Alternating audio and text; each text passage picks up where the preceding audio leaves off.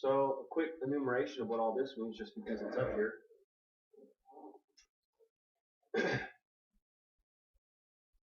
Necessity is represented as a square, possibility as a diamond. Implication before whatever's before implication, as long as it's not grouped or symbolized by any other operator, is immediately said to be the if part, and the then part of the if-then phrase is immediately following the implication error. If possibility, then not necessarily not, whatever that is. If it's possible that it's raining, then it's not true that it's necessarily not raining. That follows, right? Like if I know it's possible that it's raining, it's possible that it's raining somewhere. Well, then it's not necessarily, it's not true that it's necessarily not raining anywhere. Because that would be ruled out by saying it's possible.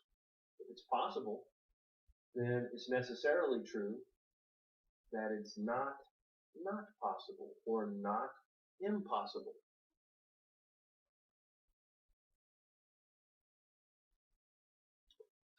So that's not going to work.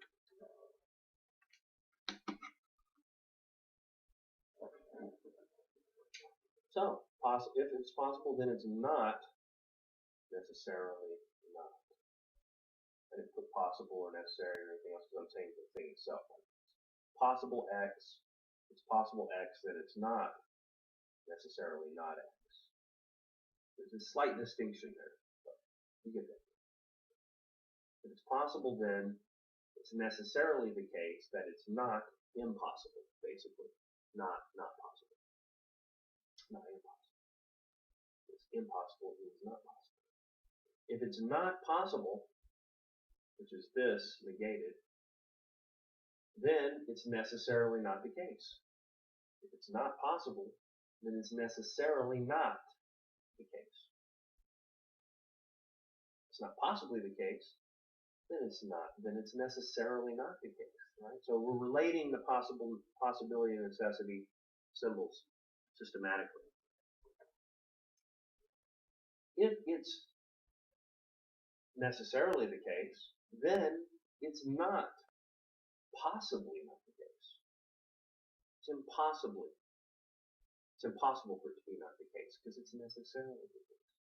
If it's necessarily the case, then it's necessarily not impossible. Well, obviously. But that's true also if it's just possible. If it's possible, then it's necessarily not impossible. If it's necessary, then all the more. A fortiori, as we say. Necessarily not impossible. Yeah. All the more because it's necessary. It's just possible it might not be happening. And you might be confused and think, well, it's not happening. Like, example, if it's possible that there is a black swan, then it's necessarily not impossible that there's a black swan. But if I never see a black swan, then in my mind, without assuming it's possible right away, it might not be possible for some reason for all here. Maybe it's not possible for there to be a black swan. Maybe there can't be. I've never seen one. But if it is known to be possible, then it's definitely not impossible. It's necessarily not impossible. But if I never see a black swan, it might be impossible. It might not be. Symbolize all that. We'll get into the details of why these things are true and work it out in more ways when I go through the logic series, because I realize there needs to be some supplementary focus on logic to help just anyone just use that part of their brain and mind, which is usually left dormant by all of its activities, except in ways that are almost like, it's almost as if you're given a vulgar version of how to think, and the exquisite potential of thought is reserved only for those who allow them to truth. Ta-ta, that kind of thing. It's pretty sick. So at the very least, I'm going to put out what I can. If it's necessarily the case, then it's necessarily possibly the case. I mean, surely, that's another way of saying this, because if you negate the negation, if it's not impossible, then it's possible. So that is that. And that's already that, and that's already that, and that's already that. And so, good. And I say further, if it's necessarily possible, well, then it's possible. It has to be, because you said it necessarily is possible. Then it's possible. If it's possibly possible, then it's possible too. I mean, but, well, that's debatable. That's actually not necessarily true. Like, for example, I'll say this. For 99.9% of anybody that will ever be assigned to ever see my face anywhere in public, they will not understand. They are not capable of processing information, facts, truth, values, duties, obligations, take actions in the world in any way, shape, or form on a level that I am. They're unworthy of me, frankly. I mean, I'm just saying empirically.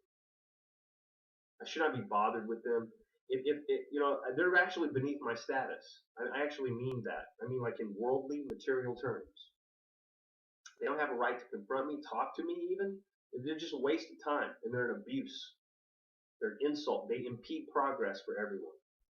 And they add nothing, and they usually have an incentive given them. They're bribed or threatened by blackmail, or bribed with like gift cards or some other crap to do this evil shit.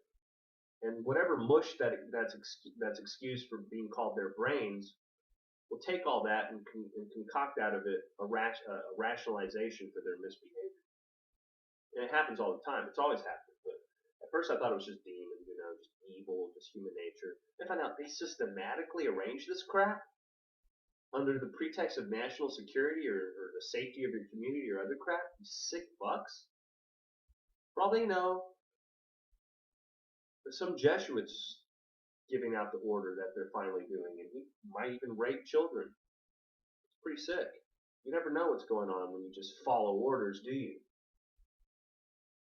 So basically, going on all that, oh, by the way, that includes following the orders of your emotions, your arbitrary beliefs, your random perceptions, your drug-infected, ignorance-addled brain, mind, whatever it is whatever the construct of the moment happens to be misfortunate enough to be in the world. But there's so many. It's just a swamp of them out there. It's just a swamp. It's incredible. Some of them just live to do that. Like, there's nothing else. There's never been anything else. They will never ever give a damn about the subtleties of anything unless it's them continuing their little delightful existence as an overgrown humanoid-shaped tick. So, therefore, because of this, I'm reminded of that whenever I'm working through. It's a torment to be.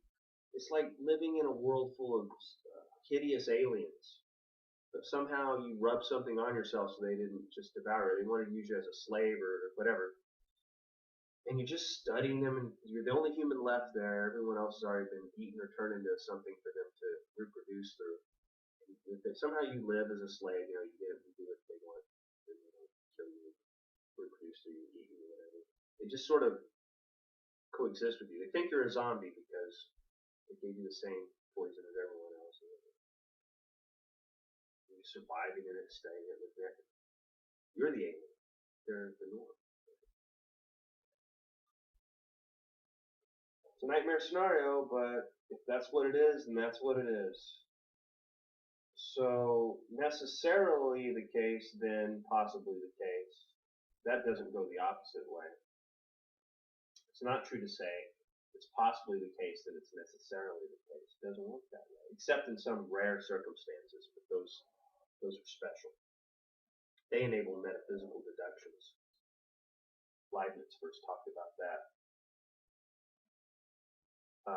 coherently in modern terms. All this tells me that basically If something's not possibly impossible, then it's necessarily not impossible. It's therefore necessarily possible, and therefore it's possible. That's just a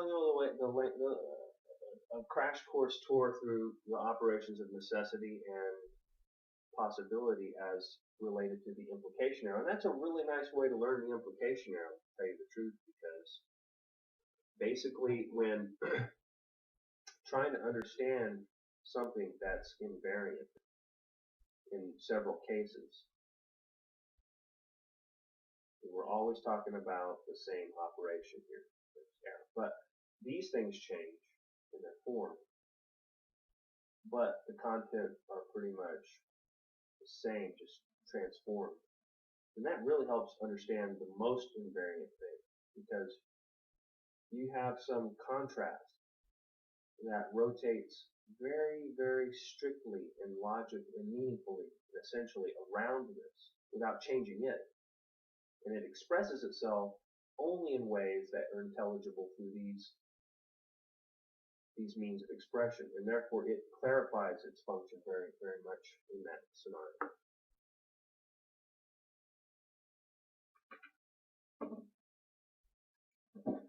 Therefore, we can say interesting things from that, like if P then Q, we know what that says. If it's, well, let's just fill that in. Let's not use bachelor and married male or something. Let's say, you know, if let's see, what's a good one?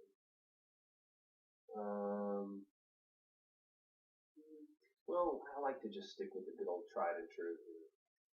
If it's raining, then the streets are wet. I used to love that one. It's raining and the streets are wet. So intuitive. You've seen it in so many, you know, noir films.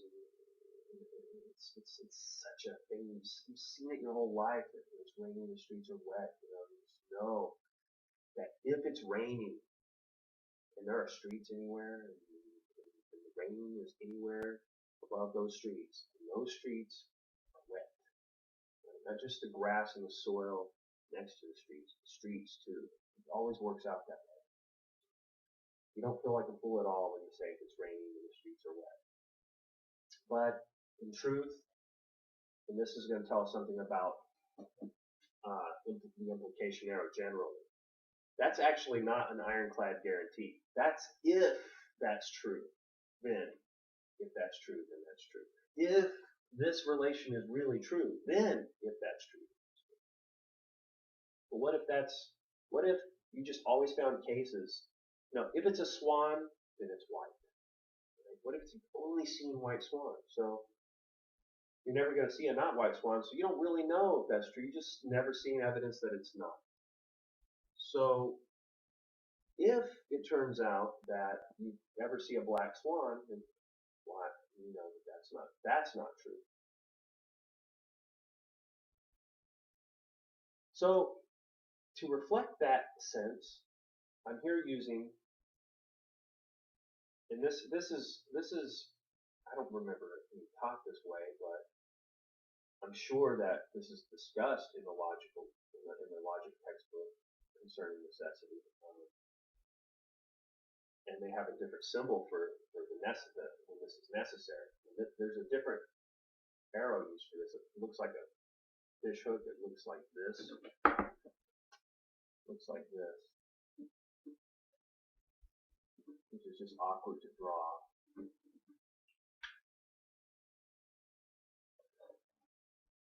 So, interesting stuff comes out of more basic interesting stuff that wouldn't have been possible unless we had, well, it would have been possible, but I could have been the first use of necessity, and we may never come up with possibility, and this could have been interestingly constructed, but I do a lot of that myself. I like to come up with symbolic functions that sort of elucidate things as I go in ways that I try to make as consistent as possible, but which can perhaps be fine-tuned or elaborated, or even might need to be redacted in some ways. But I'm sure that what I'm working on to express through that is not so up in the air or open to question. And the attempt to symbolize it is assisting in the possibility of researching that question anyway. So it's a constructive effort, even more, far more appropriate and constructive than even coining words, even under the best of circumstances. Here, I'm just symbolizing what we're saying in other words. So, but here, this uses an extension of what we've learned basically and done, so that, well, if we'll continue with the swans, get away from the wet streets for a little bit. Well, if it's raining, then the streets are wet. Go back to the rain street. It's true. Then, is it true to say that it's necessarily the case that it's true?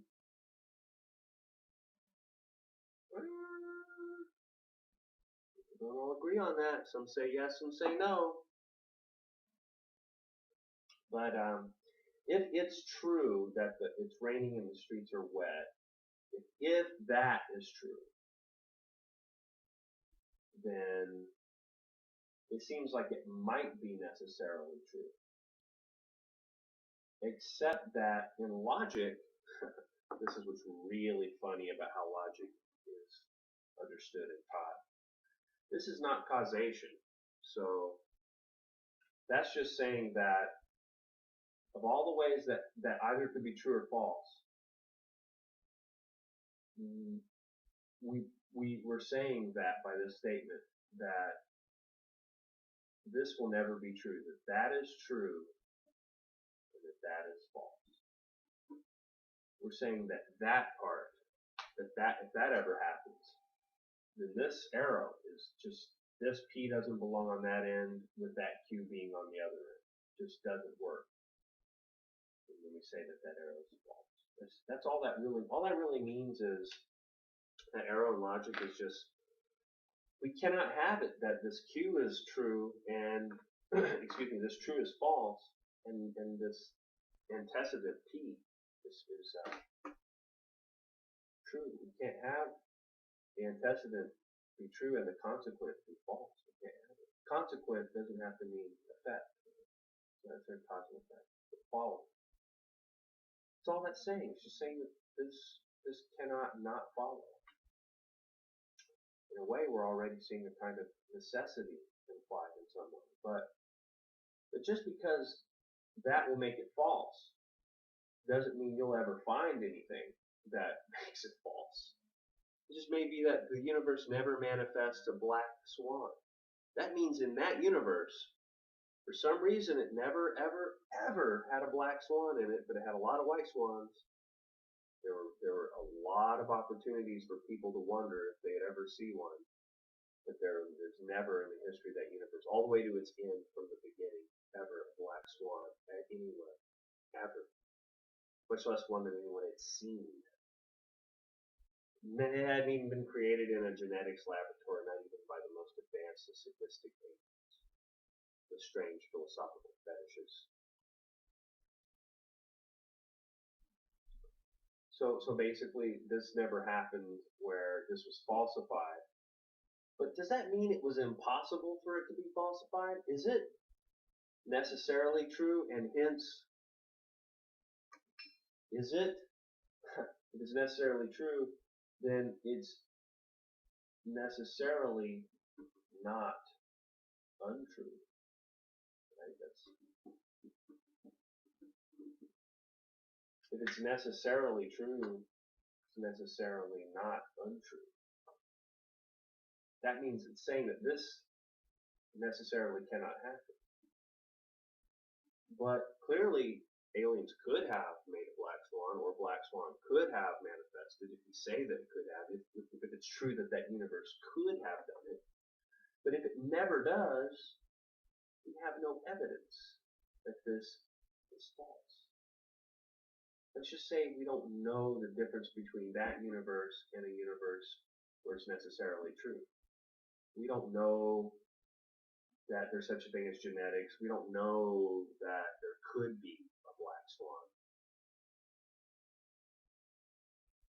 So we don't really know when we think we know this. But let's just say that person knew the whole history of the universe forward and backwards and everything, but couldn't change it. So it could never prove this to be false. And anybody else with that massive amount of information could rightly claim that it's actually necessarily true, because in that universe it never happens, no matter what anyone knows about the possibility of it happening. So we have a strange case where if this is true, it's possibly false. But you know what? That's what this even means. This means that of all the ways P can be true and Q can be true, of all the ways something can exist, and all the ways something can have an attribute, if this something that exists is called swan, then this attribute, white, must be true, which means it cannot be untrue. And if it's black, then it's not white. So by definition, this would be untrue. So the swan over here is always going to be with a white over here, never something else, blue, green, or black, or anything else. If there are no swans, well, there can't be any non-white swans, so this can't be made false. You've got to have this true and this false. No swans? Well, that's false. So we can't say this is true and this is false. That's kind of specious sounding, isn't it? It's almost as bad as saying, well,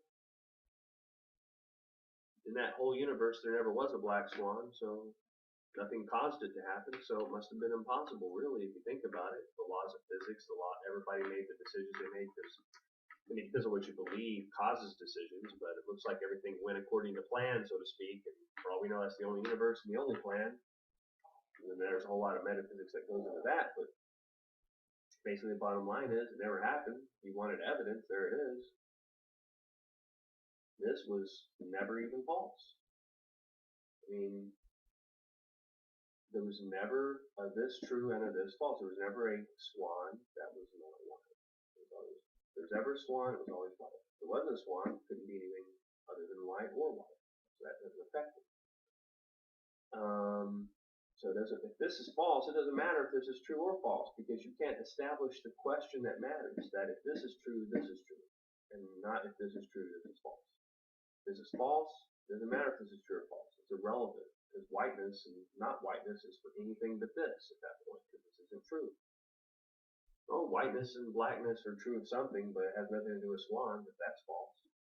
Not in this little arrow universe right here, this little universe of this operation sense of domain.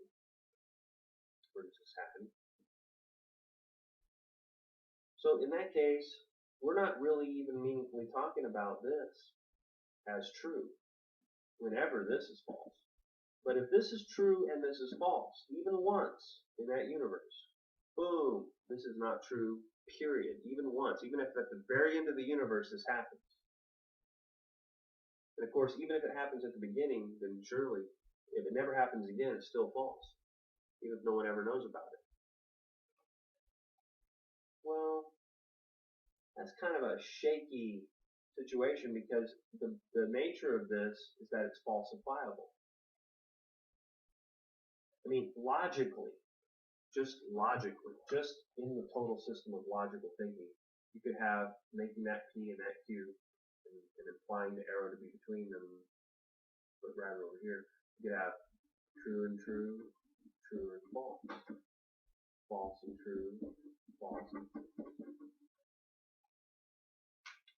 You could think in your mind that these are all possible. In fact, They're possible all the way down because you can think of them. They're logically possible. Because it's logically possible that this is false, it's logically possible that this is true, broadly speaking. If we understand what it means for it to be true, we have to understand that that means that it could be either of those or that, but it cannot be that. That's the one thing it can't be. Still be true in the other cases. Other things can be white or black, but it has nothing to do with swans because there's no swans. They're swans, they're always white. Alright, so in that universe, all the way to the, no matter what happens, it's true as long as you just don't ever get a swan that's not white. Well, by that, going from that,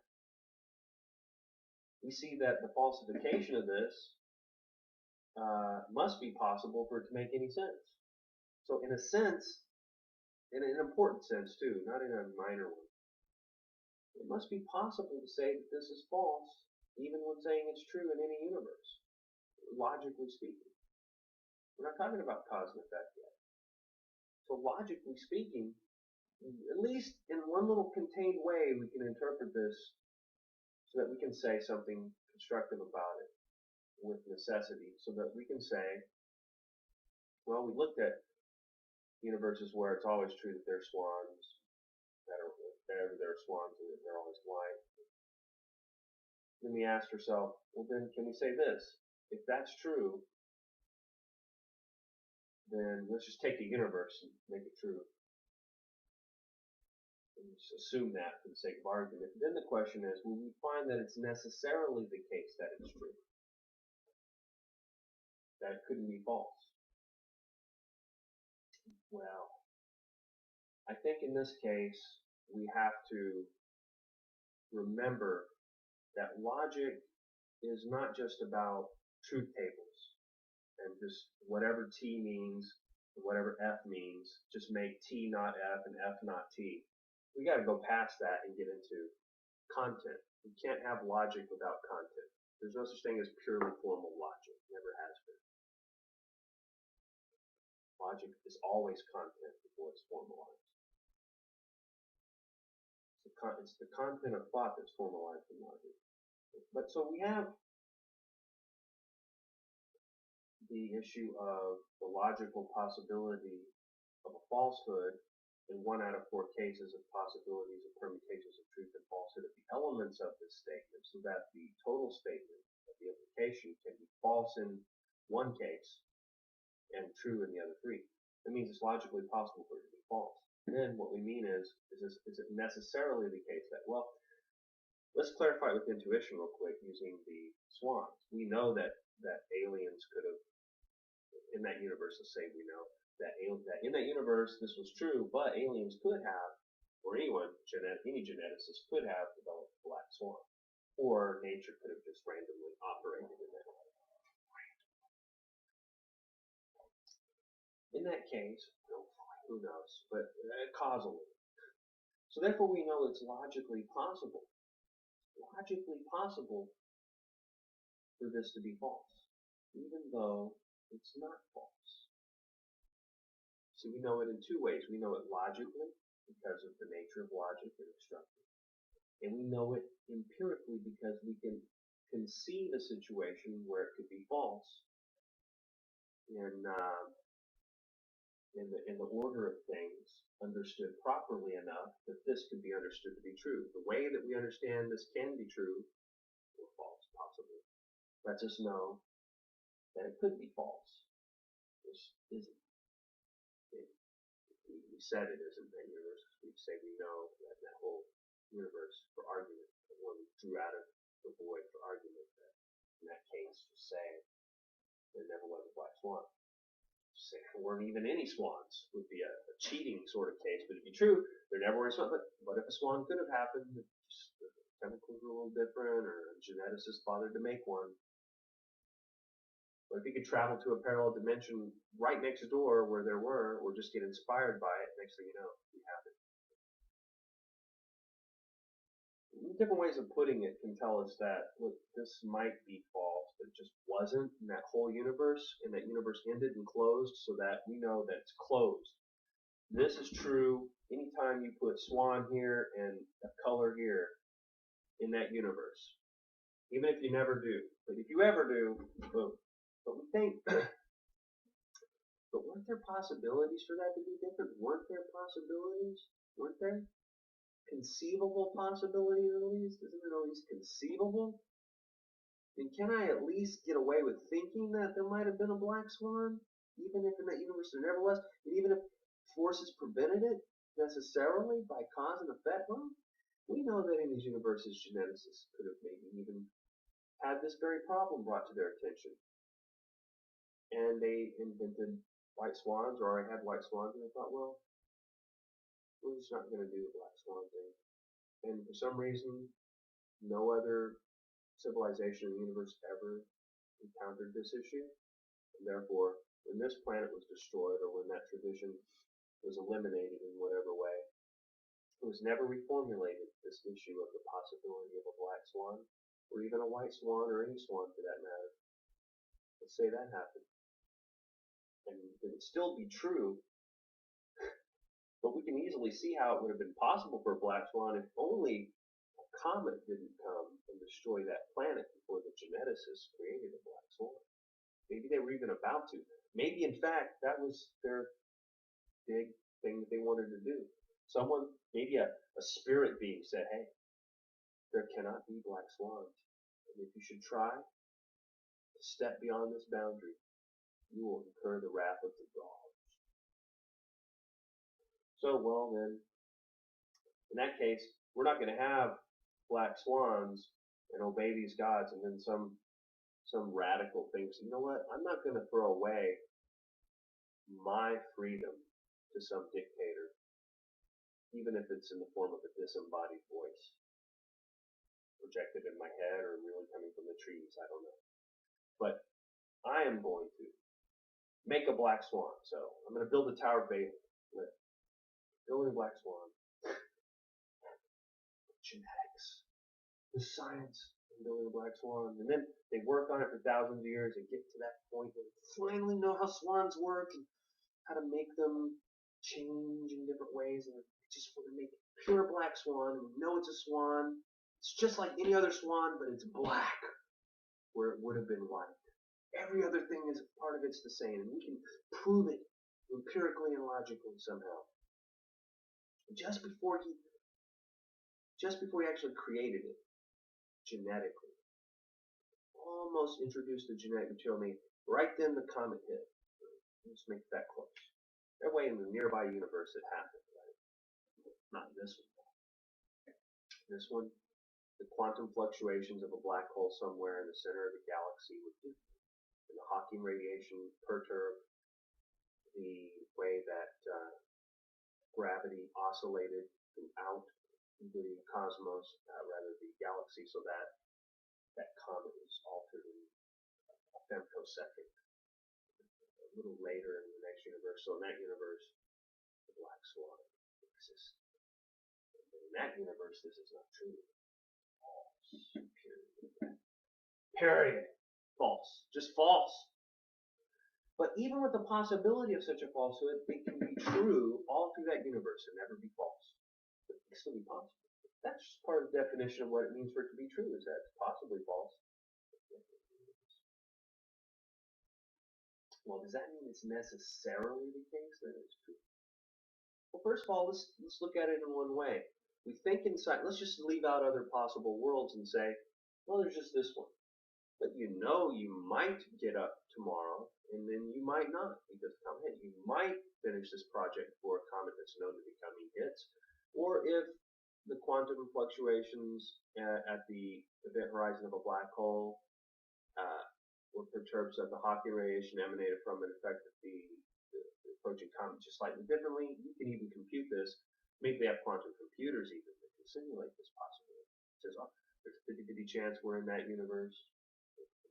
That means literally you can encounter a situation where it seems that there's a perfectly even chance that this is true or false.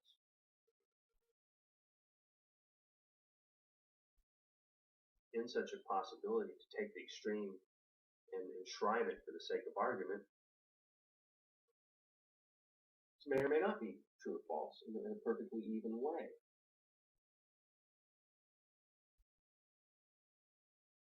So clearly, it's hard to just, if it turns out to be true, it's hard to say it had to be true.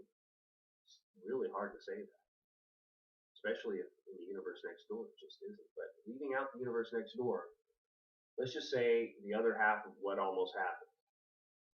The other half that almost happened, this is the half that did happen. Easily have seen it go the other way, okay? Easily. Let's use another example. Yeah, you clipped the blue wire. Okay, Steven Seagal in a movie that he was in, starring in as the only important character, but not necessarily the most exciting or three-dimensional.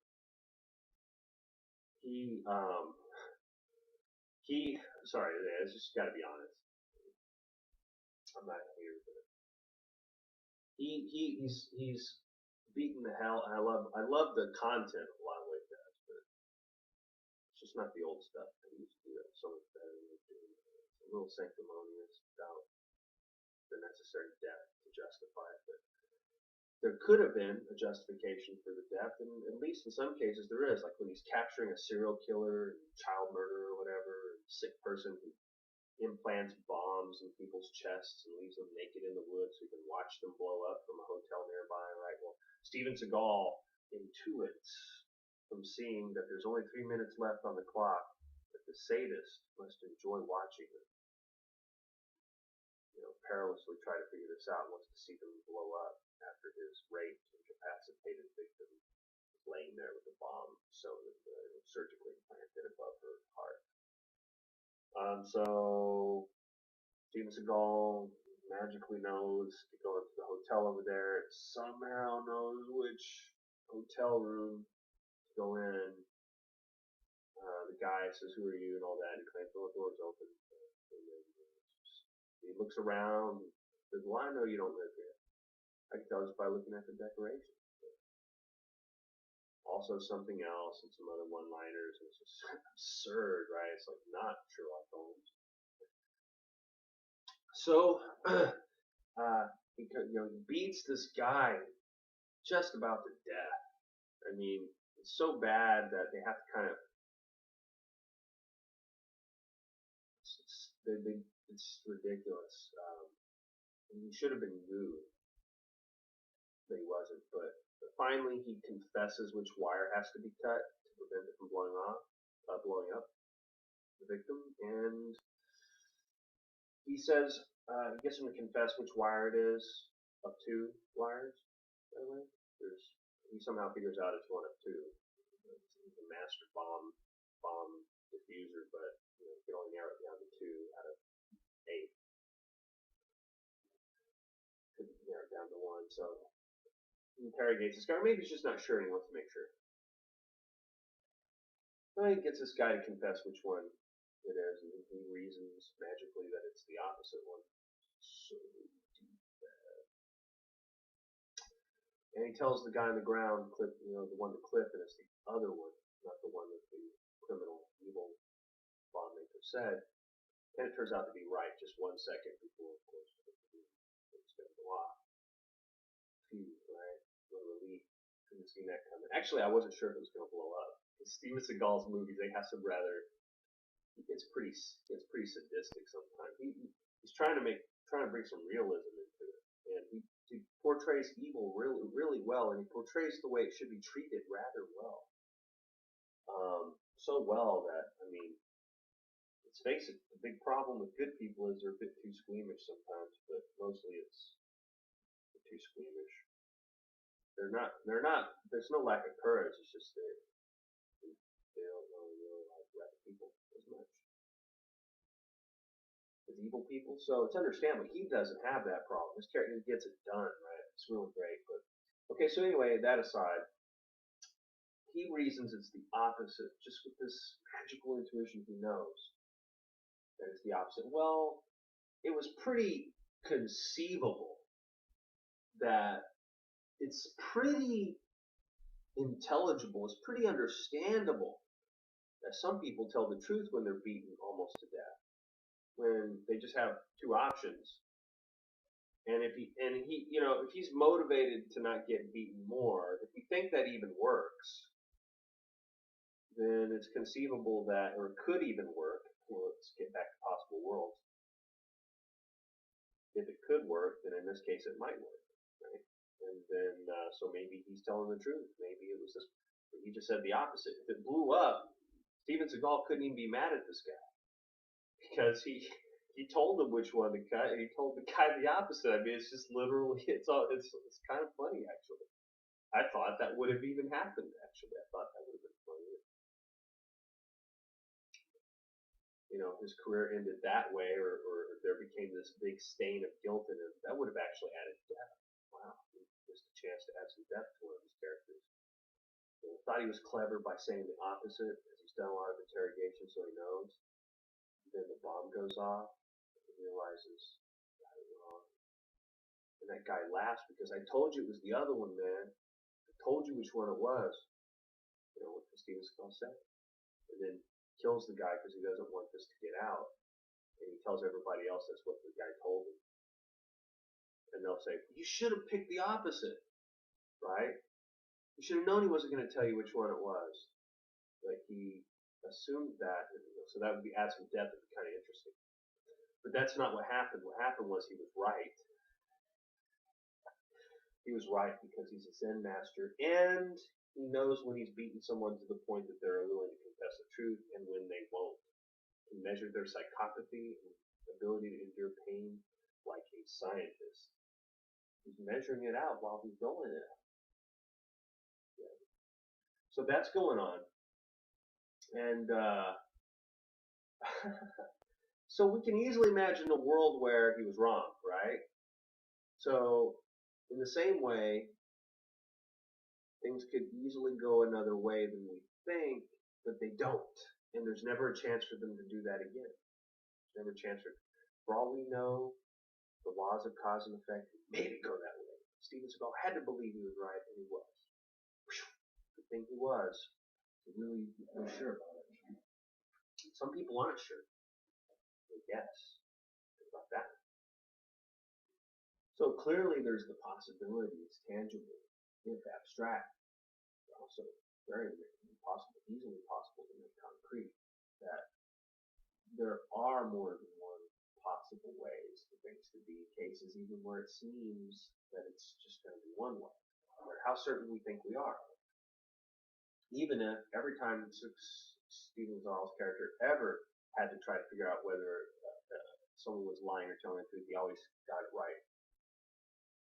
There's still that one time where he was just mismeasured a little bit here, pinch of too much pain here, not enough there, and next thing you know, the psychopath was able to disguise his deceit and he couldn't reverse guess properly, and the next thing you know, getting someone blown up just because he thought he was more clever than a psychopathic liar who was actually a little more clever under those circumstances.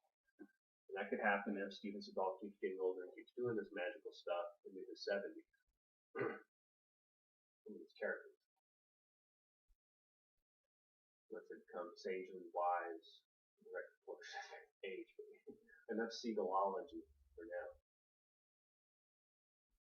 Well, clearly, we can't say that it's necessarily the case. We can't even do that logically because this isn't necessarily true just on it might be false here. But it's not a tautology. But we're saying, okay, is it tautologically true in that universe? And actually no, because we can easily conceive cases where this is always true in that universe, but it didn't have to be. So we know logically and empirically that this whole thing here, this is true, then this is true, right here.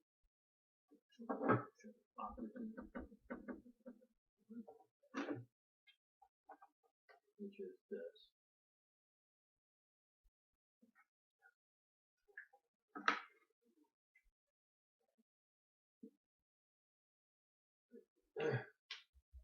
That is false. We know this is false. this is false because we know why, logically and empirically, and yet we know a case where this is true. This is true and this is false, and that's false. Say it's false. This whole thing is true. If you falsify something that's false in case that's true and that's false, that's true and that's false, so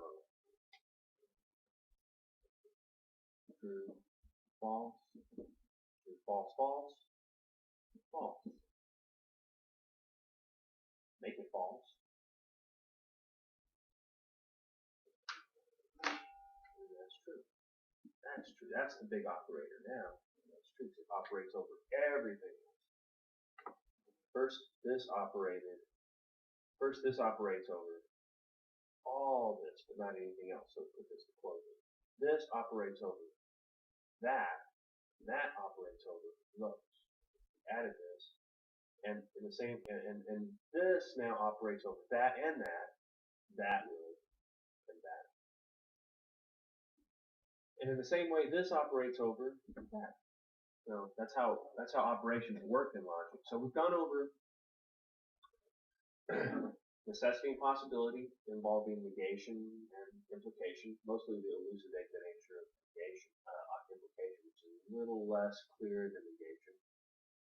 Possibility and necessity were discussed, but then we got to the point where we can understand implication even more thoroughly by creating a two-tiered level of implication where two implications are related, one with a feature that's different only in one regard, that it is necessary, and then found ways to find that is false, and that will always be true.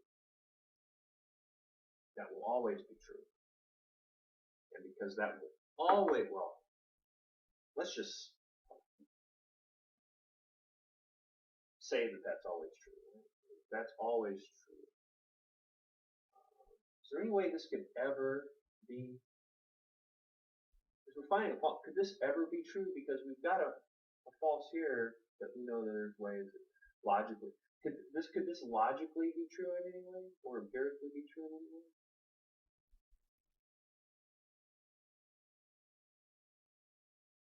Don't see how. I don't see one way that if this is true, then this cannot be false. Even if we say something analytic, like if he is a bachelor, then he is a man. That's what we mean by bachelor, an unmarried man. So he's bachelor, he's a man. Well, is that necessarily the case? What about in universes where bachelor means an unmarried woman? Maybe that's just how it happened. In some universe, all the same atoms formed, and all the same creatures, and everything happened except one little tiny tweak somewhere. Lava bubble went a little lopsided because, again, there were perturbations in the electromagnetic fields, because actually things don't operate on gravity on this scale as claimed. In fact, there was a perturbation in electromagnetic fields coming from the galactic center, which caused the way that highly electromagnetic substances like lava changed in their movements in the core, which led to a slight change in the way lava bubbled one way rather than another in the boiling of material that changed then ever so slightly in such a way that when life evolved, the slight change carried through into the way genetics evolved or was later programmed to evolve by people whose genetics were changed by that, so that they became different geneticists, or other things changed so that it was possible that in that universe, people said bachelor for unmarried female instead of for unmarried male, and they said something else for unmarried, whatever that may be. Maybe there was even one where they reversed.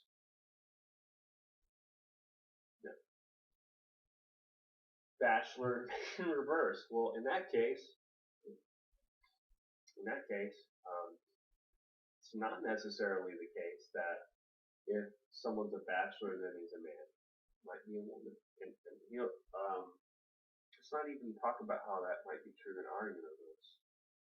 Is been way too much coverage of that, and frankly, maybe not enough, because I'm getting worried that I don't really know who's who and what's what anymore, so I have new reasons to become celibate every day.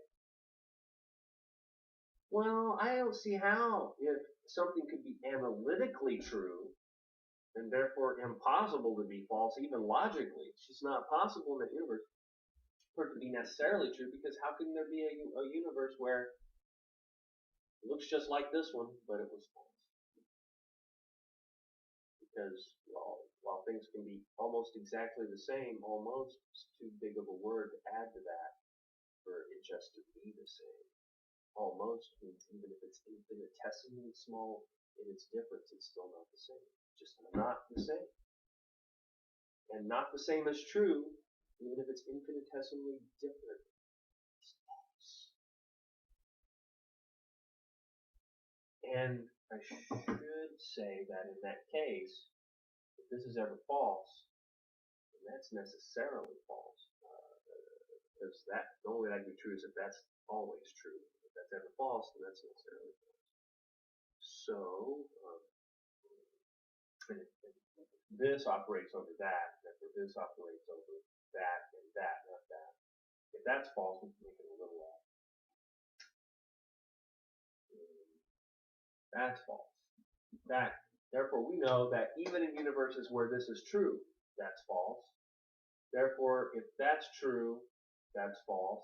And therefore, true and false makes this implication false, and therefore the negation of it true. Because if something's false, then its negation is true.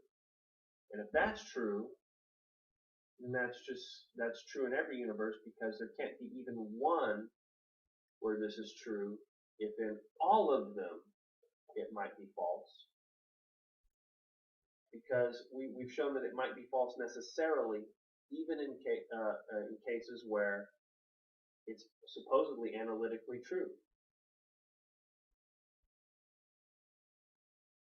There is one way this might be challenged, and that is if in all universes, in the super universe, the macroverse of all these parallel worlds, there's neither a logical nor physical possibility for this to have been otherwise. There's never a way that someone could ever say a different thing than they've ever said, or do a different thing they ever did, to represent a meaning differently than it exists. Or meanings could never have been a shade different, or anything. Although we look in the history of languages, we find in linguistics that things can be quite different. And the languages seem to evolve, seem to thrive in their evolution when there's the possibility for concatenations of sounds and meanings that can flip-flop or reverse, and yet either carry the same sense or be the same and carry the opposite sense. With that in mind, we can see then that there seems to be a kind of very special way that this can be false. But we know that this is true in at least some universes, in most that we can think of. We have to actually strain to think of one case, and that's actually a metaphysical case. That's actually a whole metaphysical position. I think would be called strong supervenience. So strong that you're not even allowed to conceive of a distinction between the way things are and the way that they could have been. Just absolute determinism.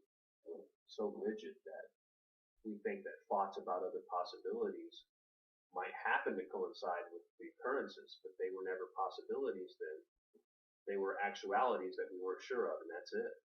And then if we get it wrong, we get it wrong, but that had to be the case. You had to get it wrong in that way. You never know when it's one or the other until you know, and you only know when you know when that is, and is the case, and sometimes even when it's the case, you don't know. You don't know sometimes when you know, but regardless, that's how that had to be. Couldn't have been otherwise. You can model it later or before, and then try to analyze that. In fact, you will. or you won't, but that's then how that had to be. It wouldn't have been different. So it's kind of fate. It's kind of fatalism.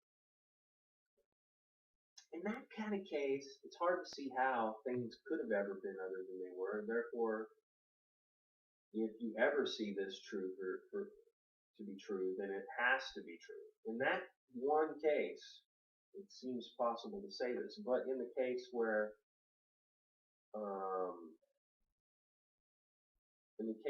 this is true, well, we're talking about cases where we understand logic to be a subset of human thought, not necessarily collective reality, so that even if this inside here could necessarily is true, it seems logically thinkable for it to be false. And so, in that case, we have an interesting version of logical possibility of falsehood in general, for a very extreme kind of logical idea. But that's only thought to occur in the mind and never ever happens in the real world. Necessarily can't, because everything that is necessarily is the way it is. So in that case, this entire construct could be thought to be true logically on the basis that we could think the falsehood could be thought to be true on the basis that we could mistakenly fail to understand richly enough what implication means and necessity means in a way to prevent us from thinking the truth, which is that this is true. But we had to think. This still satisfies us because we had to think it was false, given what we thought we knew, what we thought knowledge was. That's what the physics that had to happen that led to that.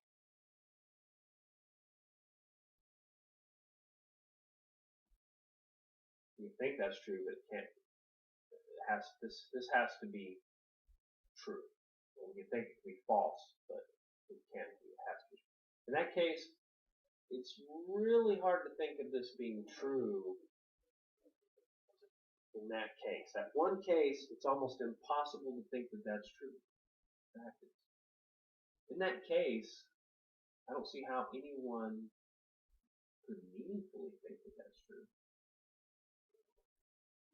So, if one truly understood logic in that kind of a metaphysical reality, then there would be no proper way to think this logically to be true, except in this bare bones kind of way, which is like the inverse of what we're saying. We're saying there's a strange universe where this is true, and it seems to be the exception from our understanding. But in fact, in that universe, when that's the case, our idea that it's false is the one strange exception. That's when people are just that deluded. They know that much about metaphysics and logic, but they're still deluded. Ooh, what? That'd be a horrible nightmare, wouldn't it? In fact, that just highlights the general nightmare feeling that fatalistic, deterministic universes bring to us. I think, if we're honest, for a certain type of person. We'll think it's true, but it won't be. That means that technically, if this is not true, if this is true ever, in other words, if that special universe exists where this is true, and it can't be otherwise, that macroverse, and then in all of its universes, then therefore that's true, then, and in each and all of its universes, and therefore the macroverse, then if that's true, that if something's true, if an implication is true, then that implication is necessarily true. It's true. Then we know that in all possible worlds, really by definition, just by the same degree, we can know that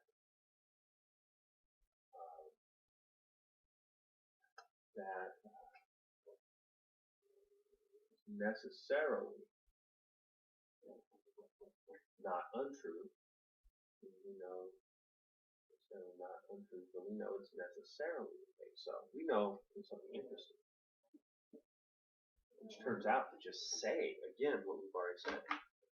If this implication is true, means that this implication is true necessarily. It means if an implication is true, implies that that implication itself is necessarily true. It turns out that that's never going to be the case if that's the case. And therefore, this will always be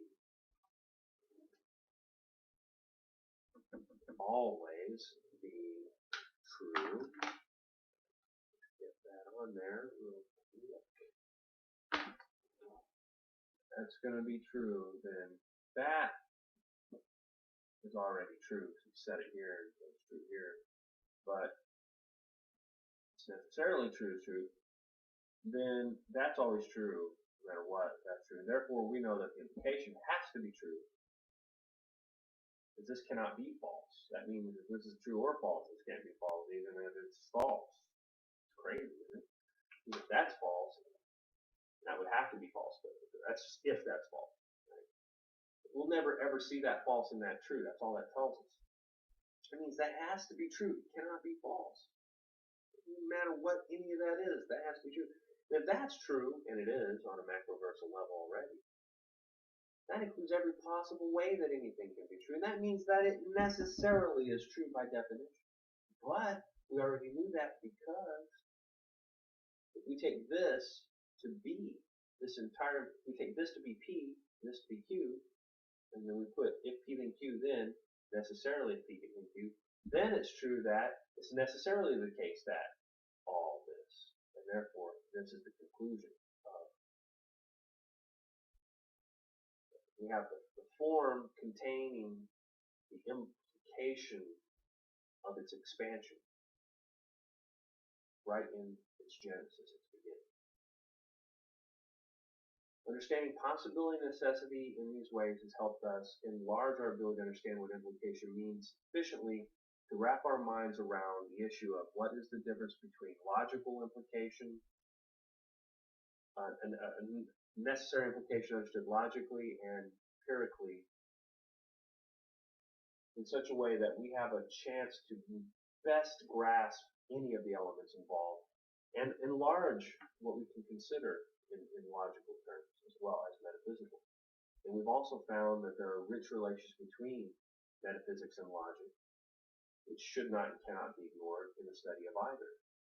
And further, because of the discussion of possibility and necessity, we've encountered issues that are generally called modality, and where we talk about would, could, should, ought, all these things, including deontology, which is about obligations, duties, and ethics. So we can end up talking about oughts and shoulds and coulds and would, musts, and all these. We can end up talking about that and more in some way integrated with what's come before, because we have laid some metaphysical and logical groundwork for that. And then later on, that'll be useful in discussing both epistemology and ethics. Because we can talk now about necessary knowledge and possible knowledge. We can even reintegrate that into this discussion. Likewise, we can talk about possible actions, necessary actions, possible obligations and necessary obligations, rights, and so forth in this context, or in a context enriched by this investigation. I started to add an understanding of what's come before in the discussion of experience as such and mind as such, using terms of actuality and possibility rather than necessity and possibility. It's another kind of possibility that really, potentiality, actuality and potentiality, which are cognate with necessity and possibility. They're cognate in terms of subjective and objective interactions over a entity or property of an entity that is essentially related to the integrity of that of something we will call a mind, or a repository of experiences that's also a processor, promulgator, inventor, any kind of agent active or passive experience that's known to be a mind because of the nature of these operations, thought, sensation, all these qualities and characteristics that come out of the operations of subject and object, aggregately understood experientially by a mind, through a mind, so forth, all that quantified in a general way. As implicated in a form of implication, and the question was, in another investigation, could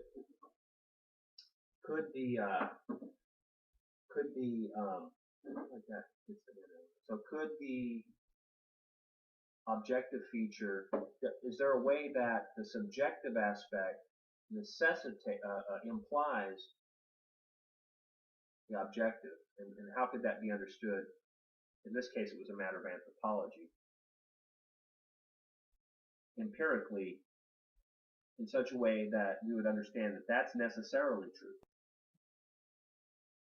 but that the reverse is not necessarily true. And the question is, does there exist a unique event where both are true, and it's implied both ways? And then there's a deeper question of metapsychology, which would be whether that necessarily exists, and then that will feed back into the basic definition of the mind.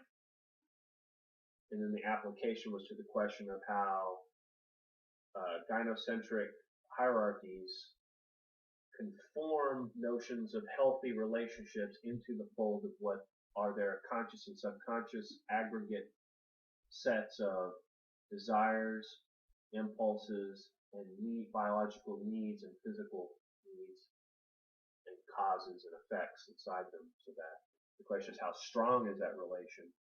Is it reversible? Just how deep is the how broad and how deep are the impacts of it? And that was for the sake of the discussion that's ongoing in terms of relations of the sexes in society, called the discussion of men going their own way, or MGTOW, which is really nothing new in essence. So basically there's evidence in ethology and ethnology and anthropology that the relationships of needs for safety, security, comfort, satisfaction, pleasure, territorial and other types of biological and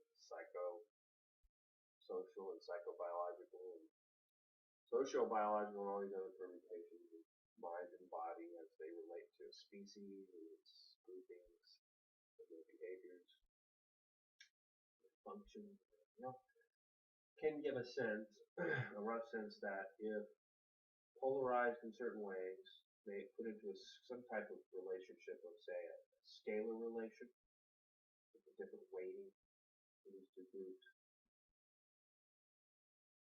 with an implication of there being a matrix multiplication, some kind of a matrix operation of some kind, consistent with an interpretation where when these are polarized properly, there is a positive result. When they are not, there is a negative result. And only when there is a positive result are the needs felt to be met, and only does then there trigger a response that claims it's felt that the relationship is healthy, whatever it is.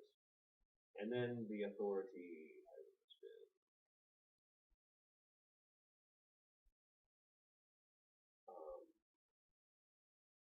expressed on the matter, and you have it. It's that strong of a situation that leads to that, and if that is as strong as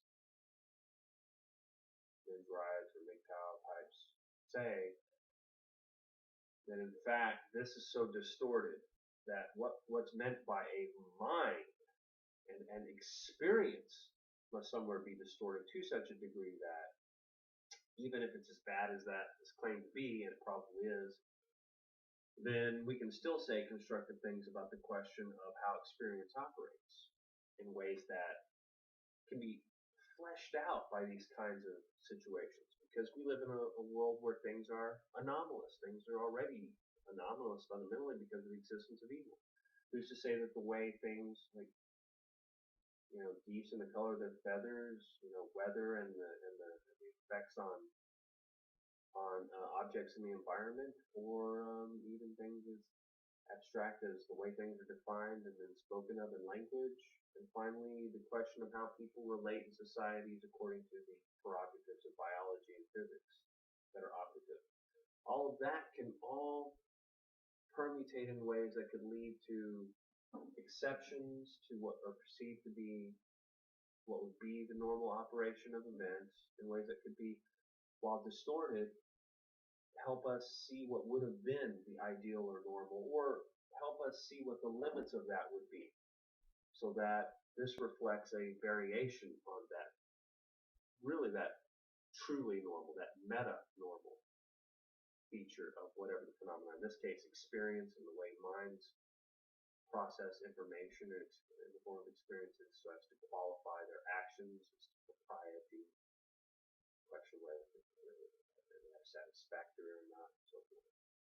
So all these kinds of implications, from the most empirical field of knowledge that you can find to the most abstract way of thinking about some aspect of the mind, perhaps even devoid of any relation to a material universe that we understand to be causally necessitated so as to lead to those empirical results in the first place, can still all be integrated into one perspective that, while comprehending all these to whatever degree, can still understand the disintegrity that might be implied by taking some of these toward one extreme of interpretation or another, versus taking some of the other schema down certain paths of interpretation versus some presumed deeper norm, which can be found by balancing or adjusting their distortions and dysplasias into a kind of balanced, or let's just say even more optimally represented form. And I think that is a very good way to integrate all the aspects of phenomenal experience, whether empirical or logical, and structural and functional, let's just say,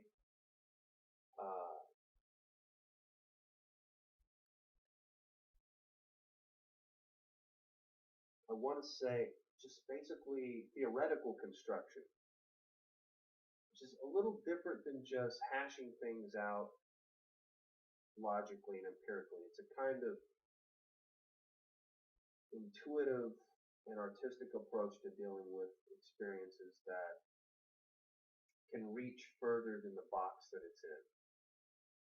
And all that's included in a way that I think represents the goal of philosophy and its relation to truth, not just in general, but in specific regards to issues that pertain to our world now, and how fundamental aspects of reality can be understood to relate also to our world now, such as in terms of good and evil, the relation of mind and the body, questions of polarity and dichotomy in things as diverse as good and evil, male, female, true, false, actual, possible, actual, potential, necessary, possible, and normal and deviant, and all these other things. It's just a good, I almost want to say hodgepodge, but it's not. It's a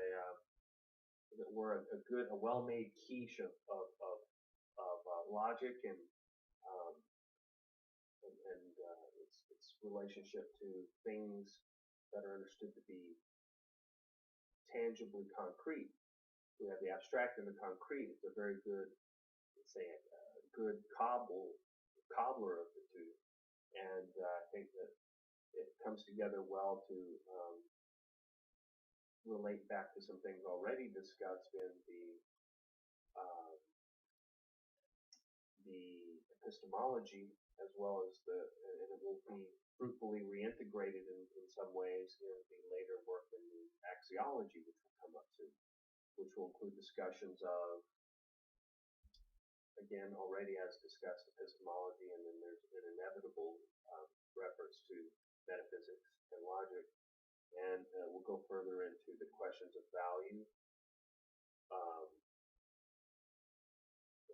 human associations and relationships, and in terms of value, fundamentally ethical and moral values, and the question of whether or not it's separate entirely to speak of aesthetic values, or whether or not they're an aspect of the other two, or the reverse, whether the ethical and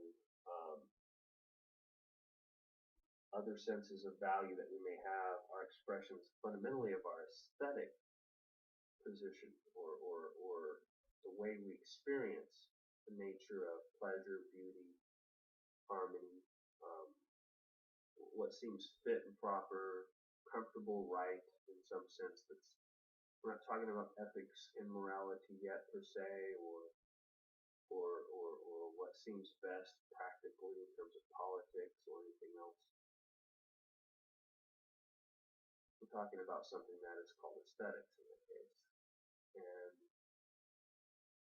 of course the issue of art arises in that context and a neighboring context. So I think all that is a very good philosophical and metaphilosophical sort of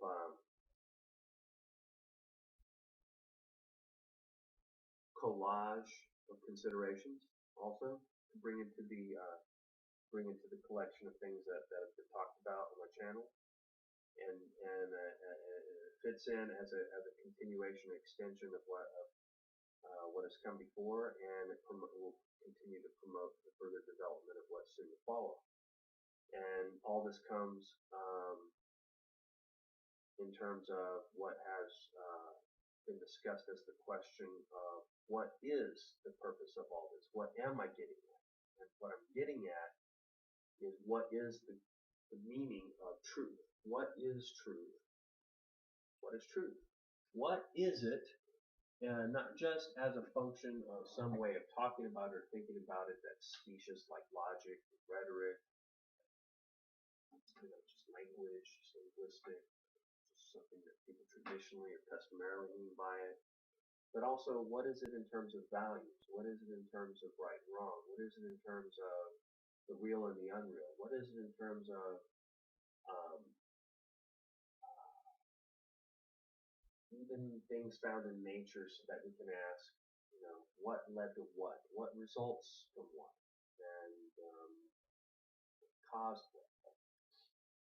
How are things related as entities or groups of entities? What are their immediate and long-term, local and large-scale relationships, and so on? So it's all part of the way to think about nature and phenomena, things, concrete things, situations, as much as it is about things in general and things as such, and things categorically on abstract levels of thought and so forth. So it all comes together to help enrich the discussion of truth in a way that's perhaps motley in my way of going about it here, but still yet stitched together in a way that I think is a coherent pattern, while not worthy of maybe a quilt that you would stitch together for keeping yourself warm, is a pattern that, if understood, at least as well as I've explained it, and perhaps it can be understood better than I've explained it, I wouldn't have any doubt of that, but I think it wouldn't be inconsistent with what I've said in that case even, and therefore it would be something worth having as a frame of reference for even thinking about these things, what in the future, no matter what conclusions you reach, or no matter what your positions are philosophically or conceptually about all this. And so for that purpose, it's been achieved, as well as for the others, and so I'll end it here. And wish those who can make use of it the best of luck in attempting to do so. And for those who can't, well, tough luck. Because all that matters is the truth. All that matters is this. And if people want to have a beef with anything other than that question, whether it's true or not, it doesn't matter. So I'm reminded, said, I'm not trying to win hearts and minds. Fools, you think so? I don't care what your position is. I don't care what your presumed authority, who you are, what your attitude is, what kind of venom you got in your venom sac. I don't care. Do not care. I wouldn't care if you were a 30-foot tall Tyrannosaurus Rex with the IQ of, like an Atlantean chief priest or something. I don't care what you are or what you think you are. The truth is the truth. Reality is reality, and we're getting to the bottom of it as best we can, with or without anyone's help. But as it seems, with a whole lot of obstruction and obfuscation and perilous difficulty added to the quest, which don't need to be there for any reasons, destructive, spiritual, or evolutionary, or otherwise, except to torture and drain energy out of people, and God damn it. I'm working in the opposite direction of that with everything I've got, and I'm going to articulate, spell out why, how, and what while doing what I do, and I'm going to act on what I know in the best way that I can, just like anybody should with what they think they know, and often really have far less cause or reason to believe that they do than myself, especially as regards these matters. So it's just what I do. It's one of the things that I do. It's not the only thing, but it's what I'm focused on now, because really sometimes you just gotta put other things to the side and dig into what matters most at the time, and that would be philosophy and a few other things. But